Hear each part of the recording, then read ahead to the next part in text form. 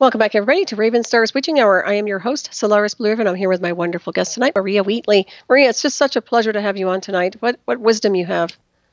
Thanks. It's great. I'm really enjoying myself. Oh, gosh. I mean, it's just such a special treat for us. You're so wise and you have so much information and knowledge based on what you've been investigating over the years. It's quite impressive, like I said before. And, of course, if anybody wants to reach out to you and connect with you, what's the best way to do that? Yeah, you can connect with me through my websites, which are the aveburyexperience.co.uk, and that's AVEBURY, the Avebury Experience.co.uk. You can have a look at some of my courses, whether you want to learn dowsing or tarot with me at esotericcollege.com. We'll find out a little bit about me through mariawheatley.com. So yeah, you can connect with me through those websites. It'd be great to hear from any guests. And I always try to answer any emails. That's at mariawheatley@aol.com. And I try to help and reach out people to let's all get connected to Mother Earth. That's wonderful. I love it. And I know I like the idea that you're teaching the tarot too, but do you work with talking boards at all or no? No, I don't actually, although I've been involved with other people working with those, but I myself don't, no. Okay, I know a lot of people get spooked by them. I was just curious if you had done any work with those at all. Yeah, that's interesting. Okay, well, I was going to ask you another question about this. When you investigate these sacred sites, do you ever, I know you were talking about the technologies, but do they ever use any type of ground-penetrating radar in any of these sites? The English Heritage and the National Trust, yes, they do. Mm-hmm. They have done the whole of the Avebury area, and they've done a lot around the Stonehenge environs because they're both World Heritage sites, under the UNESCO banner. So they have found lots of, lost sites that should be, hopefully in the future, archaeological digs to see, what was behind. There's been a huge dig in this area, a place called Mardenhenge, which is on a massive lay that links to the planets above, because some of the sophisticated lays over here weren't just aligned to the sunrise or sunset, but to the positions of the planets in the heavens at a particular time. Around about 2700 BC, the planets above reflected the ancient sites below. So the ancients were bringing the heaven to earth. And there's been a lot of ground-penetrating radar used at Mardenhenge, which is very similar to some of the henges that the American you have in your country, for example. And there's very similarities between the UK and the USA, because at Marden they found sweat lodges, very similar to the Native American First Nation people.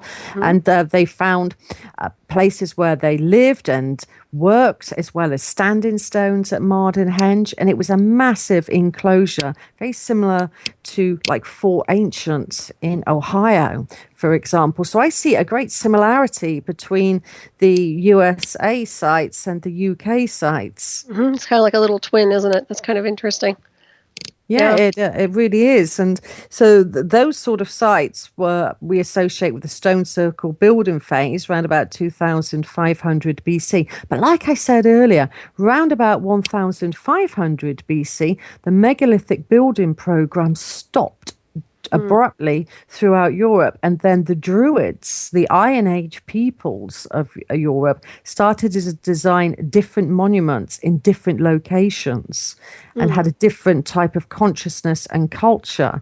So we still have very ancient Druid monuments that are later than the stone circle building phase, but the Druid monuments equate to your monuments in the US. That's very so. That's really interesting. And, let's just kind of touch base on the Druids for a little bit here. Insofar as what were the Druids really about? I know a lot of people have a bad perception of who they were, what they were in the path of the mystic, but how do you define the Druids back then?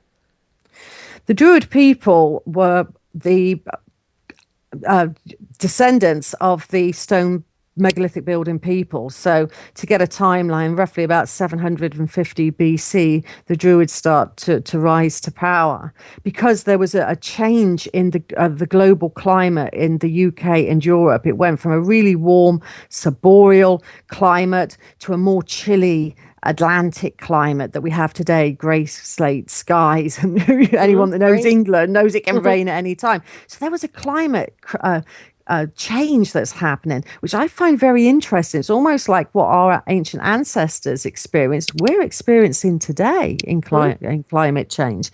So the Druids rose, and they were the religious people. You have three different types of Druids. You have the Druid, who was like the metaphysical teacher. You had the Ovate of Druid, which was the healer and the diviner. He would divine. And you'd have the Bard. That was the storyteller, the one that kept the histories alive, because we were a bardic tradition. Everything was done orally. So you had those three different types of schools of Druids.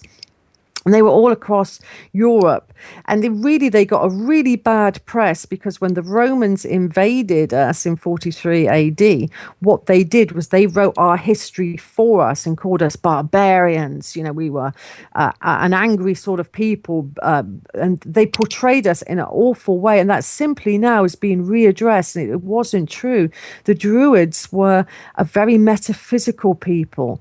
They were used to divining the land and the future. They built ceremonial centers, quintessentially Druidic, which were on top of hills. And they were, some were defensive, but some were non-defensive. And they were beautiful circles of sacred ceremonial space. And because we have a lot of chalk in Wessex, they would have gleamed chalk white on the hilltop. And then when the Romans were coming, then they started to make them more defensive. But originally they were ceremonial spaces, but without stones. So it was almost like you went from the Bronze Age, which was all about megaliths and stones, and you went to the Druidic period, and you had no stones, just a ceremonial circle. And that's when I think these people across the Atlantic and started to build around about the same time frame ancient sites in America.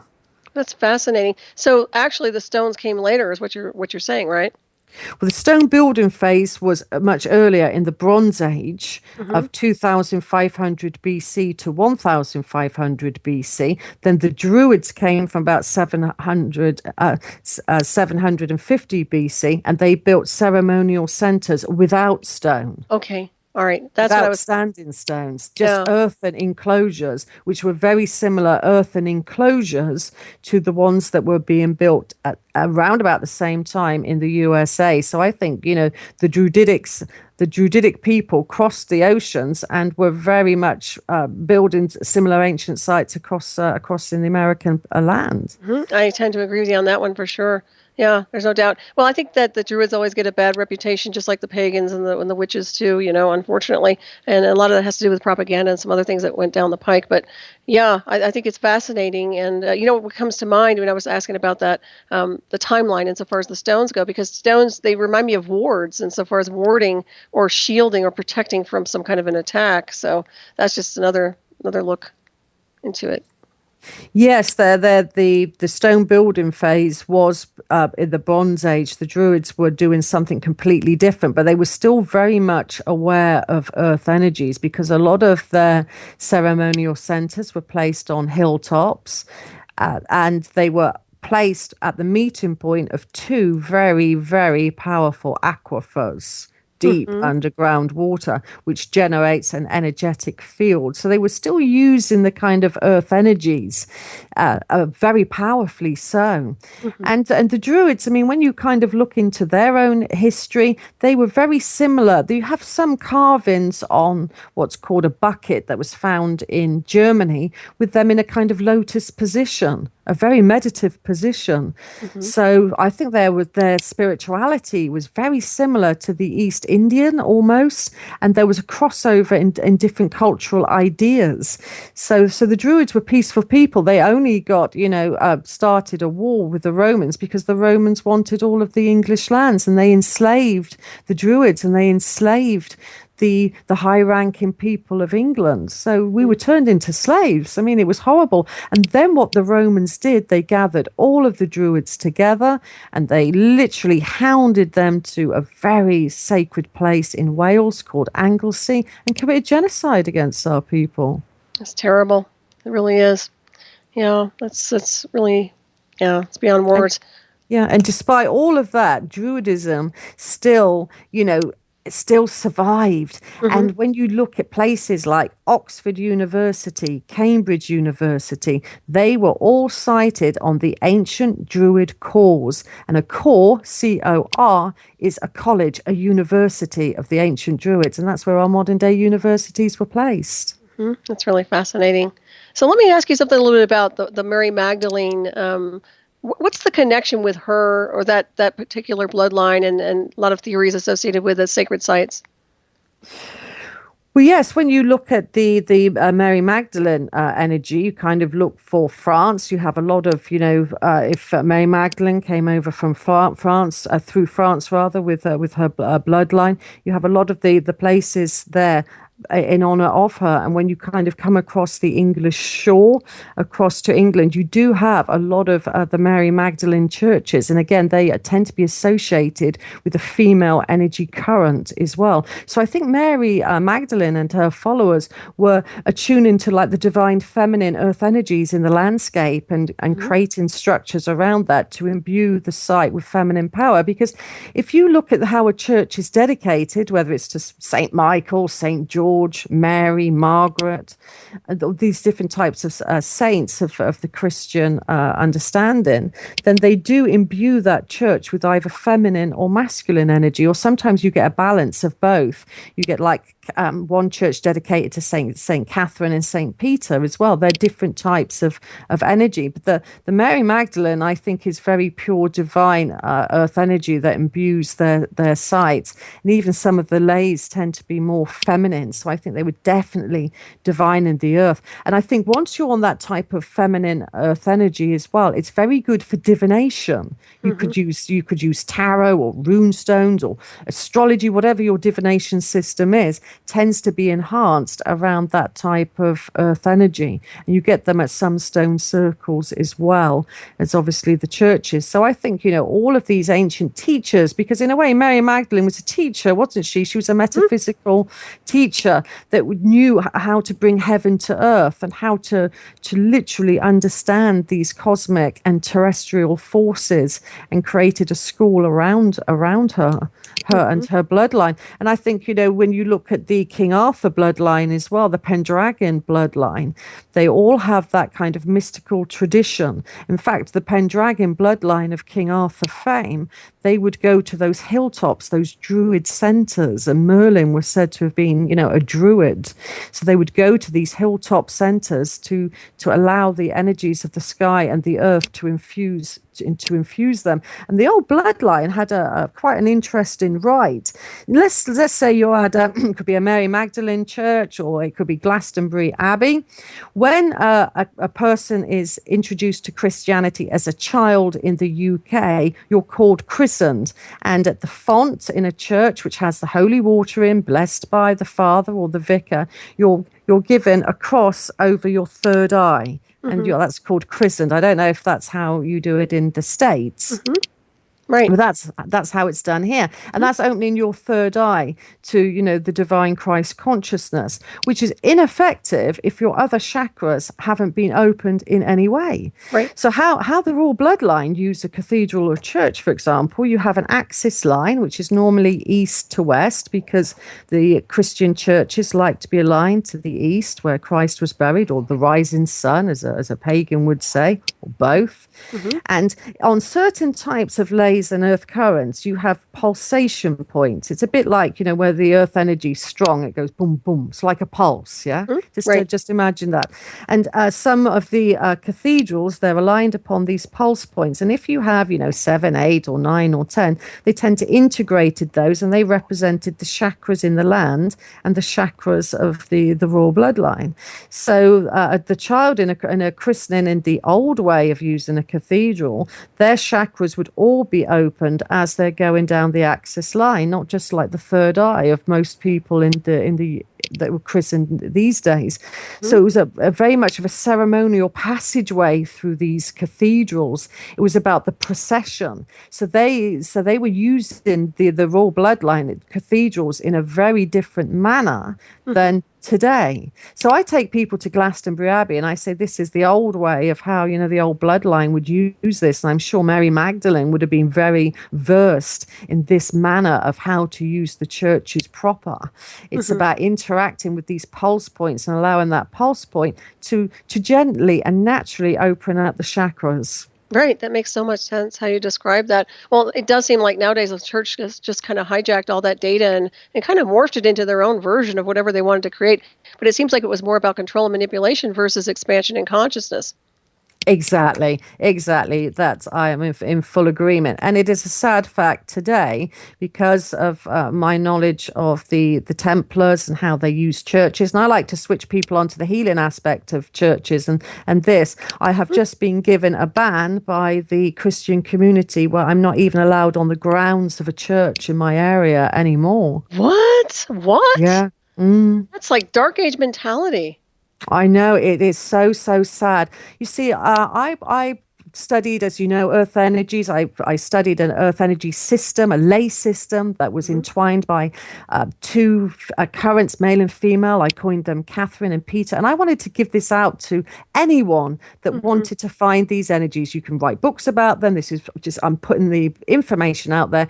Join me at a church to interact with and feel the energies. The vicar said that she was, I offended the parishioners by talking about earth energies, and she banned myself and my group from going into the church. And the churches are full of symbolism. If you know how to look for the symbols in the writings, in the pictures, in the stained glass windows, you can find Mary Magdalene, you can find earth energy, you can find your own divinity, your own ability to raise your consciousness. So I've got a ban. I can't believe that. That makes me very angry. It's interesting. Well, once again, it's like they hijacked these power spots and then they misrepresent everything, and then they ban those like you who actually bring the illumination and the decoding of the information. That just makes me so annoyed. I wish we could do something about that. Is that really legal? I mean, are they capable of doing that? Well, this is what a few people are saying to me, because in one very strong email addressed to me and every single vicar that's must be in around, a 20-30 mile radius, was saying that if I even step on the grounds, I would be breaking the law. But there is no law in this land that says, if I step on the church grounds, I could be arrested. I mean, what would I be arrested for? For worshipping? There's no law against that. So, but I don't want a divide in the community. I want a union in the community. So I respect that that's their decision that they've taken. I'm very sad because there's one very healing Mary Magdalene church, actually. We were talking about Mary Magdalene earlier. And in some of the churches, you have this power point, it was called. It's where the bishop used to interact with the energies, high-ranking members of the Christian community. And it's very healing. It will expand your aura and it will give an immense amount of healing. And I used to go there myself, and I've had health issues in my life, so I often used to go there. So I can't even interact with that healing point of the Mary Magdalene energy anymore. And I find that quite sad. I mean, I can interact with the energies of the stone circles, but I also like that kind of a very divine, feminine Mary Magdalene energy, and I'm denied that now, and I'm very sad. But I'm wanting to push out to the Christian community here that if we all work together, we can hear our stories, we can hear our holy histories, and we can come together to explore our different belief systems as one. There doesn't have to be a divide. There doesn't have to be us and them. It can be us, Right. Well, it's an old war that's been going on for a long time, Maria. Unfortunately, I'm actually a craft practitioner myself, and I can tell you that the churches, they can say whatever they want about the cosmic Christ or Christ in general, but it's literally a ripoff of paganism and the craft in general. And it goes back to very ancient species. So, I mean, I can get into that too. So, I mean, I embrace everybody, but I will say that the legacy behind that and the lineage and the celestial, what I call the celestial bloodline, which is really the Magdalene and also the cosmic Christ, is very powerful, and it's universal, and it really has nothing to do with religion per se. It has something to do with consciousness and the DNA. So, yeah, it's amazing. But anyways, we hold the good thoughts for you anyway. But there's a question here in chat. Let's see here. From Olive. He has a question for you. Marie, can you give some examples of some time slips around Stonehenge or other energy earth places? Yes, I can. And thanks for that question, Olive. That's great. Yeah, in Stonehenge, it was found that some military personnel, trained observers, very capable men, they had taken some time out, and you have a little track that's actually a ley line that runs just close to Stonehenge. And they went there and they had a couple of beers, tinnies, as we say over here, a couple of tins of, they weren't drunk, they had a couple of tinnies and some cigarettes. And they noticed this amber light that rose up by the car, and it seemed to dart very quickly from one side to the other. And they were trying to understand that. They got out, they had a look, they got back in the car, they went back to the barracks, which is only a mile and a half away from Stonehenge. It's called Lark Hill Barracks. And they were arrested by the military police, who said, "You've been absent without, due leave. You haven't gone through the channels." And one of the chaps, he just kind of scratched his chin and realized he had growth. And he went back there 2 weeks or 2 months later. I think it was 2 months, actually, 2 months or so later. And the same scenario started again with the amber lights. But this time he put his foot on the gas and got out there quite quickly. Another lady who's written a book all about her experience, called Poppy. I can't recall her second name to my mind at this moment, but she was walking around the heel stone, which is an outlying stone at Stonehenge, and realized that there was people on the inside. They seemed to be dressed a little bit differently. She walked around the stone circle a little bit more and realized the people had suddenly gone. So it's almost like events can manifest around Stonehenge and then disappear as well. And we have in England as well, some of the places where you get more than two lines cross, a real kind of energy vortex area. And that's where lights are seen to come out of the ground that kind of phase away and maybe create a scene in time slip as well. So that's what I think the military are interested in, the time aspect of Stonehenge rather than the old stones. Oh, yeah, absolutely. Well, like I said, they stake power spots. There's no doubt about that. And it's all about frequency when you look at it. And if they're trying to modulate or do something to alter that frequency, that actually, well, as you know, it defines dimensional space and consciousness. So, yeah, it's really complex. And yet, wow, it just makes me angry when I think about all the things that they're trying to censor, control, manipulate. And I can go on and on about it. But yeah, when you talk about the vortexes a little bit, I know we touched base on that a little, but do you see them as light and dark? Some people see vortexes as all light and consciousness. Some see them as doorways that actually allow for other things to come in that are not necessarily good. So what is your impression of that? My impression interpretation is it's like everything. We have duality here. We have light and we have dark. And you have some positive vortexes and lays and grid lines, and you have some that are not so good. So I see it as, until we get over our own duality and stuff, that this is how the earth energies are in places. So, and people, and quite a few you have when you get a crossing point of where I mentioned the grid lines earlier, like the curry net, and I said you get a crossing point of that, and that's detrimental to live above. You get certain grid systems, which were incidentally discovered by a physicist in the 1980s, and he said they come in at a particular angle, like 50 degrees northeast. So they're at a particular angle, so they're easy to interpretate, easy to find. You know that grid because it's coming in at a particular angle.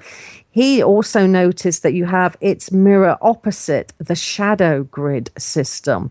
And where the shadow grid system crosses is especially detrimental. And these crossing points of the shadow grids can create, like negative, more heavier, more dense of vortexes. So that's one type. And it's very interesting to note that in the Victorian period in this country, when the Victorians built orphanages and very old prisons, like Wormwood Scrubs near London, I think it's near London, they were placed on that shadow grid system where you have a lot of like poltergeist or negative entities. They tend to be associated with particular crossing points of the shadow grid system. So I think that whole system was manipulated by Masonic control, so that if you place a certain places in a prison on that crossing point, you're making people more angry, more paranoid, You're allowing them to have be around entities. Do you see what I mean? You're just Right. compiling and piling on energy after energy there. So some of these strong, denser vortexes can be associated with the shadow grid system. That makes perfect sense to me. Yeah.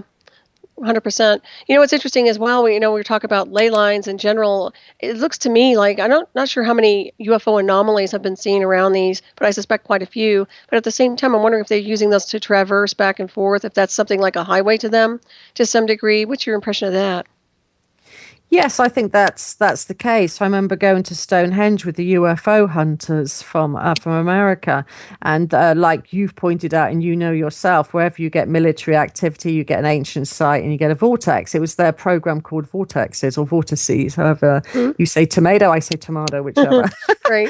But so they were looking into that, and the correlations followed. Wherever you had that, you have UFO activity. A couple of months ago, a very good witness that I know personally said he was on a long barrow, which is quite close to Avebury, not far from where I live, and he noticed a UFO being escorted by two military helicopters heading towards Stonehenge and the Salisbury Plain. They weren't chasing it; they were actually escorting it across the land. Well, that makes sense. So I think there's a bit like you have your Area 51, you have the Salisbury Plain close to Stonehenge, which you can't have access to that full plain.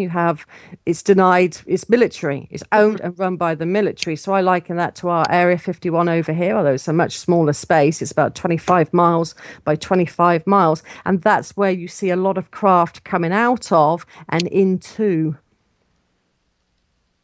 Are you there? Yep. Oh, okay. No, I thought we were continuing. Never mind. Yeah, no, I agree with you on that one. It's just like the two worlds exist simultaneously because you have the black, quote unquote, space program and black sciences, however you want to describe it, with the covert technologies and the military and of course these UFOs, and then you have this world the illusion of the world that we live in where everything is quite different. So it's very interesting how these things are happening spontaneously. Yes, it is. That's for sure. And on the Salisbury Plain alone, which the military manage, you have the most condensed area of sacred sites in England. So on that small area, 25 miles by 25 miles, you have over 2,000 prehistoric monuments. So, I mean, they really not just chose one monument like Stonehenge, it was the most condensed, compact area of sacred land that our ancestors created. That's where the military are. So it goes beyond just Stonehenge. Obviously, they're there for a reason. There's no doubt about that. Yes, and it was on that Salisbury Plain where I rediscovered the elongated skulled people. They were all put to rest, if you will, in the long barrows, which I think was the second use of these sacred temple spaces. In their last phase, the bones were put in them. Because you can't carbon date when a bone went in it. You can only carbon date what you find on that level. So I think there was a phase one of long barrows. They were used for initiation and for conscious changing. Then when they were used for burial was the last phase. And then they were all infilled and decommissioned. But it was noticed that around Stonehenge and Stonehenge alone, that's where all the elongated skulls were placed in barrow after barrow after barrow.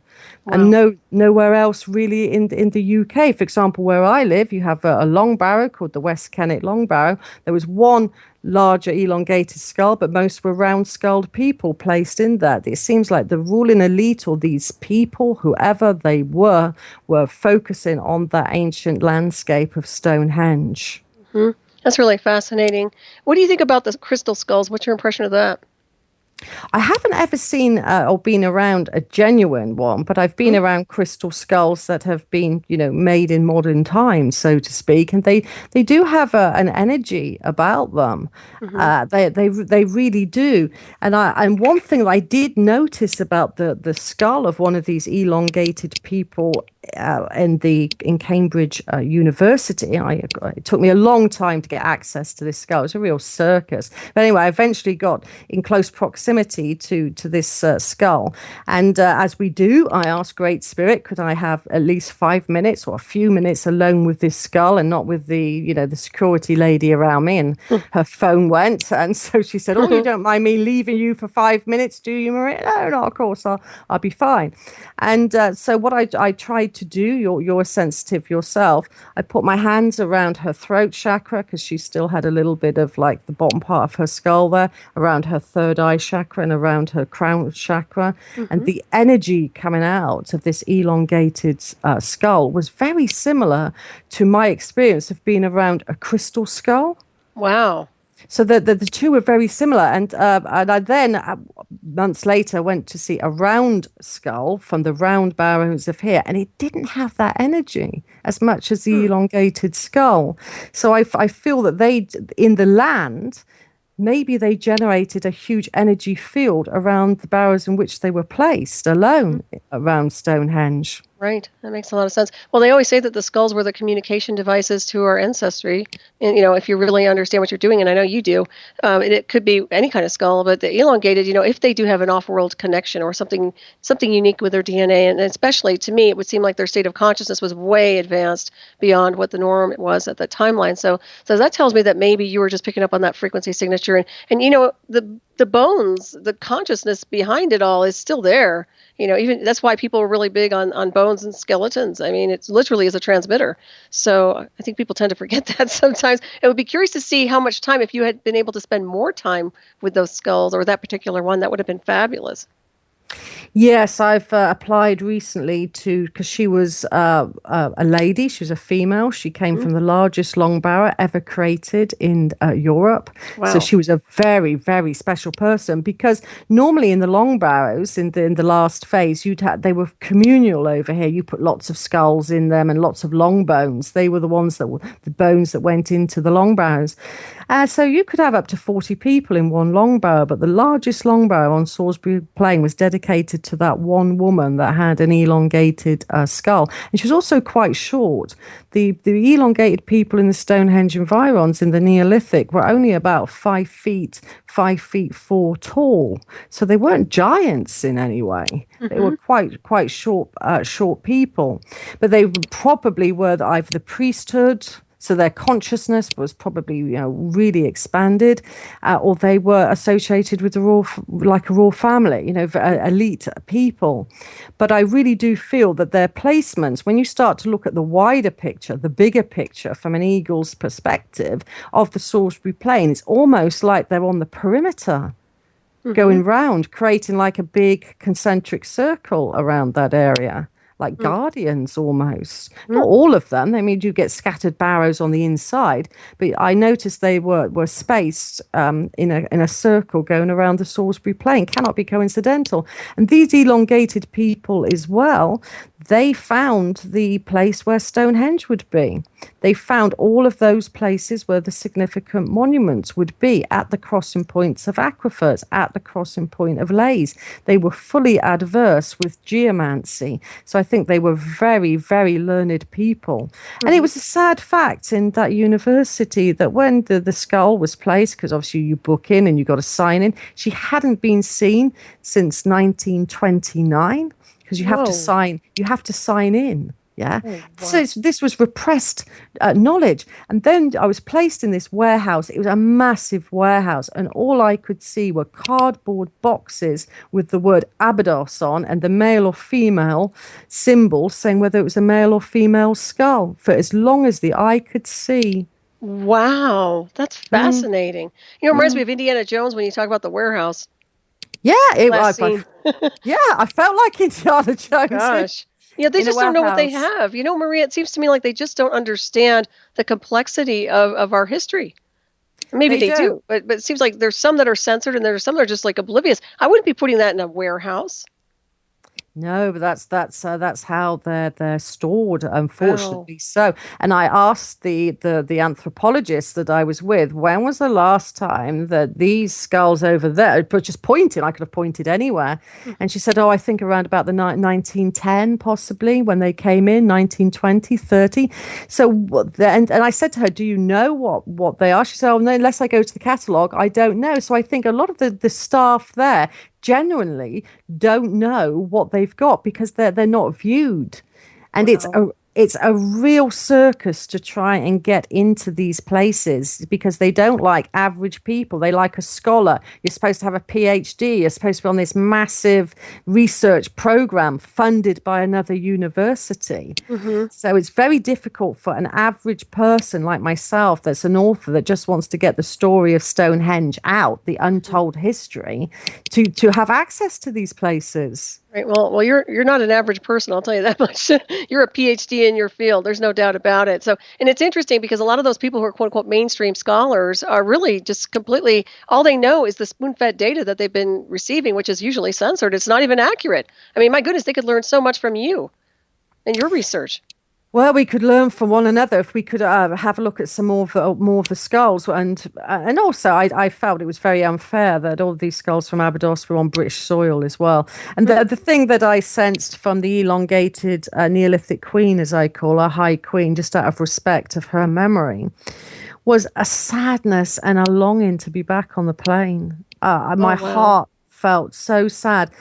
And I thought the last time, you saw the Salisbury Plain was when the Victorians dug you up and put you in this complex. And you have this sadness around as well, but you have this immense knowledge. You know that if we could have these elongated skulls, or maybe even some of the Egyptian skulls Mm-hmm. placed out, that would change, change our whole consciousness. A bit like they say about the crystal skulls. If you get them all together, it's going to be, an amazing raising of consciousness, etc. I'm sure the same is of these elongated skulls for the land of Britain and our Mm-hmm. consciousness to be raised here. Oh, absolutely. Well, your consciousness is already raised. There's no doubt about that. But what about the proper burial? That's what comes to mind. Is first, where's the rest of the body? First of all, where's the rest of it? I mean, obviously the skulls are there, but where's the rest of their bodies? That's an amazing question, and one that isn't even addressed by archaeologists or researcher authors over here. Mm-hmm. The ancients in the Neolithic only put in the skulls, the long bones, and some of the vertebrae. Some burials were full. Mm-hmm.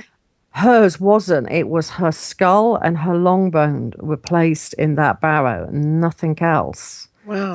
So where are those bones? Where were they placed? Why weren't they placed in a full burial? So full burials in the Neolithic, in the long barrows, is quite a rarity Mm-hmm. rather than the norm. So why did they do that? It's never been addressed. Wow, that's something to look at for sure. I think Yeah, anyway. Yeah. definitely, definitely. So many mysteries behind that. I'll tell you what. It's just I'd love to see what they come back with if you were to get that assessed and looked at those skulls. See where they're what the DNA says, or just amazing to me. But I'm glad you got to see that one anyway.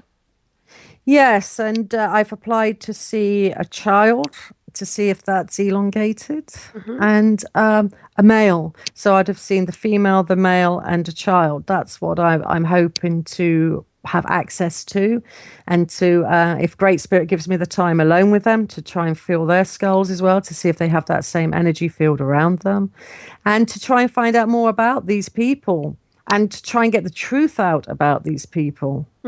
Right. Did you ever feel any sense of like hardcore trauma or some kind of a battle that took place when you were feeling the energetic signature of that skull? They did go through a lot because when I found her grave and discovered that she was, unusual. She had an elongated skull. I obviously researched all the other long barrows around the Stonehenge area and elsewhere, and discovered that, the elongated people were associated with Stonehenge, but also that they were all murdered. Mm. She was murdered. All of the elongated people were had genocide committed against them for whatever reasons were happening at that time. And they had, on one unusual find of an arm bone, showed a defense wound, so they were unarmed. because he Wow. had a defense wound. And even the young children were not spared. They were all, and one grave on the Salisbury Plain on a highly active military area, incidentally, that you can't go to. But the archaeological reports survived, and that's what I read, the descriptions of what they found there. Were all male, and it was almost like that was their time, and you're all going to die at the same time, which is, again, why did that happen? Mm-hmm. And I was absolutely amazed that nobody had realized that happened at Stonehenge. Mm-hmm. And it wasn't until, like I said earlier, it was in the 1920s was the last time these archaeological reports and things had been read. It was just the whole thing had been put to one side in all of these universities and said, it's almost like, we're not going to mention this. We're just Wow. keep it. And I just stumbled across through what I feel was guidance, intuition, and just love of the land. I stumbled across these finds, and then I started to join the dots in like a big jigsaw puzzle. Wow, that's fascinating. So you're saying that literally they were killed at Stonehenge? They were killed on the Salisbury Plain, which is very close to Stonehenge itself. Wow. Where, I mean, they could have been killed in that area and transported to the long barrows that surround it. Again, nobody really knows. I mean, nobody had heard of these elongated people until I undug these reports. I find astonishing. I applaud you for it. I must say you're incredible, Maria. You really are. You don't realize that's huge. That is huge. If people aren't paying attention to this, I don't know what to say. I really don't. But that's a powerful location, and the fact that was done, it's almost like a sacrifice. Yeah, I agree. It really is, and it does feel like that. Wow, amazing. Was that a question, Bill? Bill Grant was just texting me. I said a defense wound or a tooth mark. I guess he's, you know what? I don't know if he was referring to some kind of giants or something, but anyways, that was a spin. But yeah, I just think this is fascinating. This is incredible. I'd like to know more about it, though, for sure, insofar as that genocide and what prompted that, and also who were the people that did it. Yeah, exactly. That's a really good question, and you got a similar mind to mine. Because I'm telling you, I'm like, now you got me all. Where are the books? I want to see this documentation. Do you have it on your website? No, because the documentation came from a place called the NMR office, which is our National Monuments Record Office, which by happy chance is just down the road from me, and it contains every archaeological report ever written or ever done on any archaeological dig going back to the 1700s right the way up to the present day. That's the NMR office, and that's where I kind of go to and do research from. But they don't like you to photocopy it. They can't take your phone in to take a picture. You just got to read in the old style reading mode. What is wrong with these people? What is it about keeping people stupid that they like? I just don't understand it. I get so annoyed with that. I have such a fierce nature sometimes. I want the facts, and I like to get in and get information. So the whole idea behind being on this planet and the illusion of is to express and communicate the truth and to break down these false matrices, I mean, they say they have, English Heritage has a lot online. They do have things online, don't get me wrong. But the kind of very older reports that are a little bit strange in some way aren't online. Right. Because I checked everything, because obviously it's easier for me to Google than go to somewhere and do some reading. But I think Bill's question was quite good, because what was it, a defense wound, or was it an animal wound, or whatever? They did investigate that. The early Victorian anthropologists that dug up these people and noticed that they weren't rodent or animal marks on them. So that was ruled out. So that answers that question. There were also giants in this area as well. So I'll touch upon those in a moment. But to address your question, which was fantastic, who did this with these people? What I began to notice, round about 2500 BC, the monuments changed in design in the landscape of the British Isles. So prior to 2500 BC, you had monuments called the cursors, which were elongated, and long barrows, which were slightly elongated. They seem to be associated with the elongated people. They probably died around 2500 BC, but there certainly needs to be more investigation into that. So that's a tentative date. But if that tentative date is correct, then the whole dynamics changed. It went from building long, elongated monuments to round stone circles, round barrows. And then you find the round skulled people seemed to dominate the land. And there were no more elongated people after 2500 BC. So it seems that that was a critical timeline. And what even supports that is that in around the Stonehenge area and in most of the British Isles, especially England and Wales, that all of the long barrows were decommissioned. And no archaeologist has ever addressed why were they decommissioned and what do I mean about that anyway?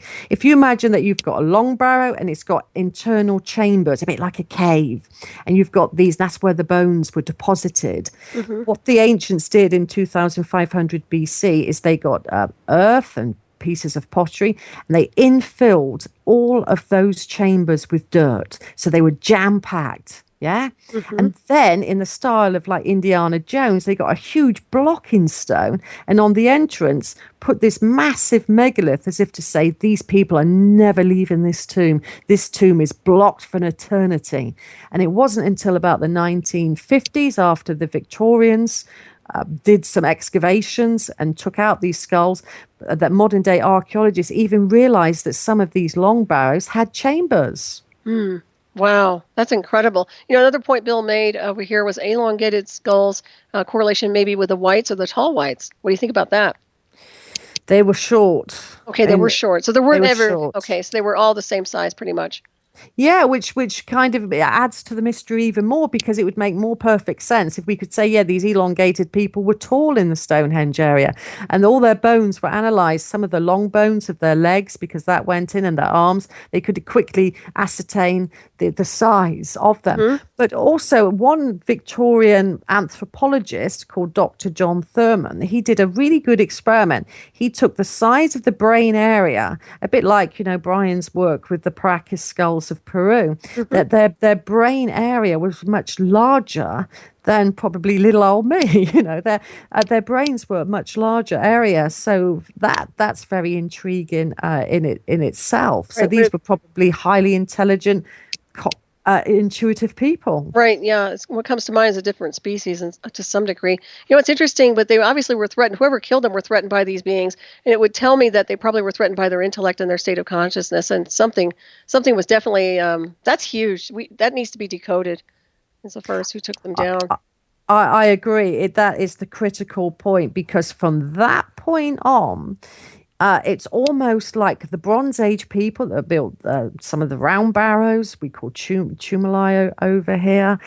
They were focusing on land rights. They started to wanting to own land. It was very important then to have a male heir. That's where all the kind of British, I've got to have a son to take over, my house estate. All of that was born in the solar consciousness phase of the ancient sites, because they all started to be aligned after 2500 BC to the sun. If you look at Stonehenge prior to that, let's go right back to sort of 3000 BC, the elongated people seem to be more of a goddess, lunar cult, because their monuments tended to be aligned to the moon and the phases of the moon as well. And then in 2500 BC at Stonehenge, the elongated people had a very narrow lunar avenue, and it must have been beautiful. The full moon would have aligned to that avenue, casting its silver light into the first phase of Stonehenge.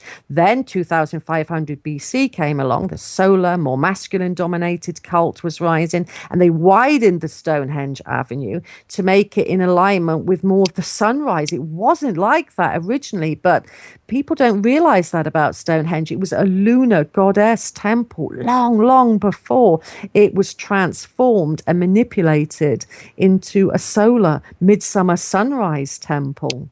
Wow, that's very, very interesting. So you're saying that the elongated race was connected and correlated to the lunar activities, the goddess? Absolutely. Okay. Even archaeologists that started to analyze the axis line of the longbows on Stonehenge, a wonderful archaeologist called Aubrey Burl, he pointed that out many, many years ago. They are all lunar. They are not of the sunrise. He also pointed out that the heel stone, world famous for the midsummer sunrise, is actually half a degree out. If you go for the moon's metonic cycle at its mid-swing position, the full moon every 9 years rises in a second of accuracy, not like the sun, which is nearish, and it would have risen right above the hailstone. That is the legacy of the elongated ones. And after that, everything was widened and aligned to the sun. Well, it kind of tells you that their essence of origin may be correlated to the moon. Maybe they come from the moon. Does that sound really out there? I'm very open-minded. I think the more that we kind of investigate, the more lines of investigation that we take, the more closer to the truth we become. Mm-hmm. So I take everybody's ideas and I explore different models, because the way I see it, if we get to our past, if we understand our sacred holy history, we understand who we are a bit more. Mm-hmm. Yeah, exactly. Well, I just think there's a huge correlation. If there's that much of a connection with lunar activities in that particular species, I'm going to call them a species for now because they're different on that level of the skull. It just kind of tell me that maybe their essence of origin, or maybe their ancestors were actually connected in with the moon itself. And there's also stories about the moon being towed in, or whatever you want to. A lot of people have said it was towed in, and or even under intelligent control. So we all know there's anomalous activity there. So who knows? Yeah, exactly. And what a lot of people don't know about Stonehenge is the earthwork that surrounds it, which is called a henge. It has one opening to the midsummer sunrise that was widened, like I explained. That wasn't the original, but it was widened for the sunrise. But there's another avenue at Stonehenge, another opening to the south, and exactly at the full moon, when it's at its zenith, the highest in the sky at midnight, it aligns perfectly to that entrance. And that was the legacy of the elongated ones. I mean, so perfectly that if you were stood at the center of Stonehenge, the full moon would be about the kind of fitting really neatly into the middle of that avenue and shedding its light towards you. Wow. That's incredible. Now I want to go over there and touch the Stonehenge. I want to want to go put my hands on it. You know why? And I know you obviously would be able to get so many psychic signatures and imprints from the data that's connected into that Stonehenge. I'm pretty sure you would. Absolutely. A lot of people do get, downloads, as it's coined over here, by going close to what's called the Greater Trilithon. That's the largest stone at Stonehenge, which had a lintel on top. So it was two stones with a stone on top. That's a very, very sacred stone. And, like I've described to people on the radio before, we see Stonehenge as ruinous today on the windswept Salisbury Plain. But originally, those stones were so highly polished that the outer linteled stone circle would have appeared silver. Yeah. And then wow. You would have walked in 7 paces, then you would have stopped and you'd have seen the smaller blue stones, again, so highly polished that they would have been like a midnight black with little flexes of feldspar appearing like the star-spangled sky. How beautiful. You would have walked another 8 or so paces into the heart, the sanctity of Stonehenge, being surrounded by giant trilithons that again were polished silver white, and facing you would have been the holiest of holy, the altar stone, which was a green sandstone flexed with red garnet. That was Stonehenge in its colourful beauty and poetry. Oh, how beautiful. Wow, how magical. And the way you describe it, my goodness, we're all going to have to take a tour with you, Maria. I'm sold. And there's one more question here. We're going to run out of time in the illusion of here. We have Olive asking another question. Ask Marie, is the goddess Androgynous God? Does that make sense? Is this the goddess what, sorry? Androgynous? I guess that's what he's trying to spell. Gods, plural. Does that make sense? I'm not too sure, to be honest. Okay, I'm not either, because I'm not quite sure how he's smelling that. I'm not sure if you want to clarify that a little bit better. That'd be good there, Olive. But yeah, this is all fascinating. I know we're going to run out of time. We have about 5 minutes plus or minus here. But before we do that, I just have to tell you how much I appreciate you being on tonight. It's such an honor to talk to you. You are so enlightened and educated. It's amazing. It really is. So I want to Thank you. It's been great exchanging with someone of a like mind, and you're very knowledgeable yourself, and your questions were like where I was going next. So it was great. It's good. Yeah, it's very great. natural. And let's tell everybody about your school and how they can contact you once again. I want to make sure everybody gets a rundown on your websites and everything else. And also, what are you working on? Are you doing some public speaking anytime soon? Lectures or anything? Yes, I'm doing some talks there on my events page on the aveburyexperience.co.uk. That's AVEBURY, the aveburyexperience.co.uk. I've got a lot of lectures lined up next year. Eric von Daniken's coming over to the UK, and Linda Moulton Howell, and I'm talking with those guys, and they're like the Time Lords to me. It's actually, you blow Linda Moulton Howell away. I have to tell you that right now. You're the knowledge. Trust me.